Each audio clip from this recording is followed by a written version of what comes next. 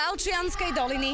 A tady Kika se jdeme podívat na jeden 4hvězdičkový hotel, který se nachází přímo uprostřed tohoto areálu. A inak tieto úžasné dievčatá, ktoré tu tancujú, sú z folklórneho súboru Sokolík. Je to 4hvězdičkový hotel. Máme tu taký rodinný prístup, sme tu taká jedna veľká rodina. V tomto hotelu se nachází 32 pokojů.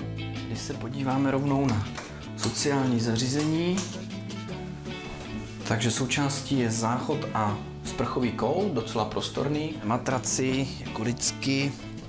Tak, to vypadá na první pohled v pořádku. Podíváme se na výhled.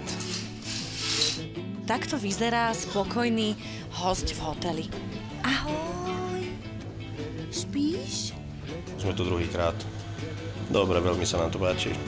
Tatino ťa poslúcha? Áno. Rozmaznáva vás niekto doma?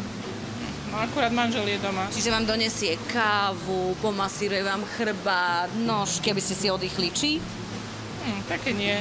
Také je iba v reklame, že? Také iba v reklame. Pokoj na mě působí prostorně, je zařízený svěžím a moderním nábytkem a já proto hodnotím jako 4 hvězdičky z možných 5. Zdravičko, dobrý den. Kontrola, kdo tomu tady šéfuje? No, momentálně asi já. Budete to vy? Máme tu nachystané dneska na akcii hubové ragu.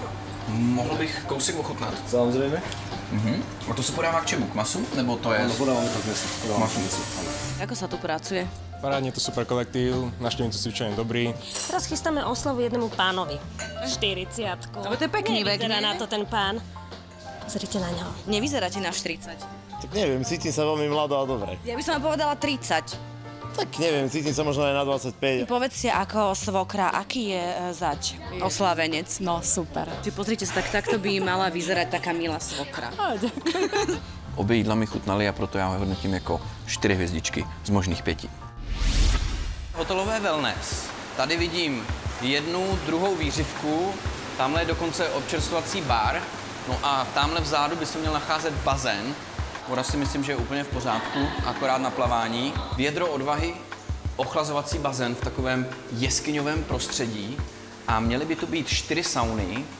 Je to pravda, že českého turistu spoznáme na Slovensku podľa toho, že má takúto ladvinku a biele ponožky v sandáloch? Sandáloch, bílé ponožky a šortky. Máte pravdu, jsou to hodně Češi. Bílé ponožky a ledvinky nenosí Češi. Milí televízni diváci, takto vyzerá manželská hádka v priamom prenose. Ja si berím ako Slovenka svoju českú ladvinku.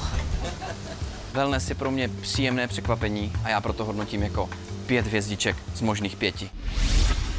Největší atrakcí této lokality, kromě přírody a turistiky, je tento lyžařský areál, který v létě slouží pro nejrůznější sportovní vyžití. No a musím říct, že hlavně děti si tady přijdou na své. No a jednou z těch atrakcí jsou tady ty adrenalinové koloběžky. Lek jsem ustál, zatím v pohodě. Dajte tipy. Na turistiku. Sú tu rôzne farmy. Kúpať sa tu dá v tom jazere? Nedá. Čo to dostávate? Cyklochodník. Ani inak, akože keď takto mákate... Dobre, dobrá farba. No tak to musí byť, nie? 50 faktor. Já myslím, že rovnou můžu zhodnotit lokalitu jako 4 hvězdičky z možných 5. Aké bude celkové hodnotenie? Já musím říct, že tento hotel prošel. A samozrejme, keďže tu máme leto, nezabúdajte na pitný režim, ale aj takéto úžasné osvieženie v potoku. Decka, ako sme sa to naučili?